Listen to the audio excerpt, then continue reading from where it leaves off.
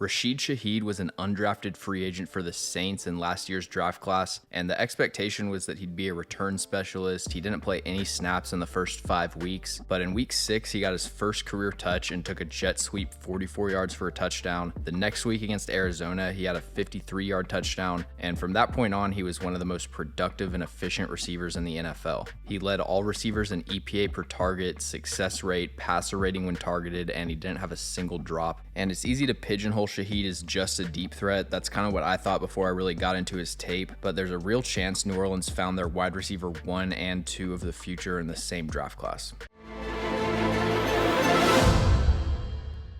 Before we get into the video, make sure to like and subscribe. Also follow us on all of our social medias. You can find the links to those in the description below. So the primary way Rashid Shaheed adds value is as a deep threat. 11 of his 28 receptions last year went for 15 or more yards. He has elite speed, really good hands, and a lot of skill as a route runner. Vertical routes don't always seem as detailed as the more intermediate stuff, but there's a lot more to creating separation downfield than just outrunning people. And Shaheed uses his precise footwork to set up defenders and create consistent separation. Right here, he's got Jamel Dean in press coverage. He sells the outside release with a jab step to the sideline and then releases inside, makes it look like he's running a corner route. Good job using the wipe technique to separate himself from the coverage. He starts to break on this corner, but then he accelerates upfield and makes a really nice adjustment to the throw. On this play, he's running a double move on James Bradbury where he fakes the slant to get Bradbury moving forward and to create more space for this fade route to develop down the sideline. And you can see how deadly this speed is. If he can get a corner a little bit off balance or get him to take 1 or 2 false steps, most of them don't have the speed to recover. And this was actually the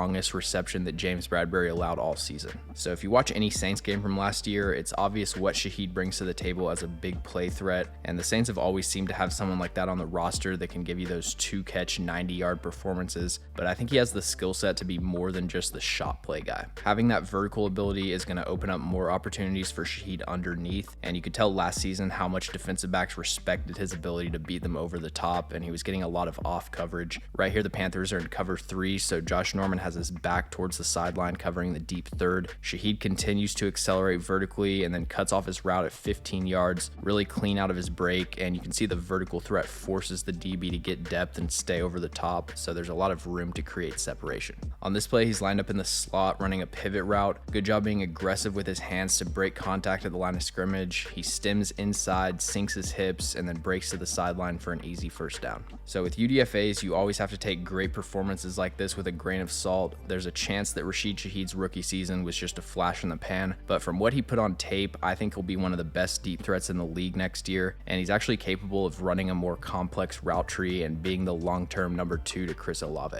Thanks for watching. If you enjoyed the video, make sure to like and subscribe. Also, let me know in the comments any NFL players or teams that you'd like me to cover.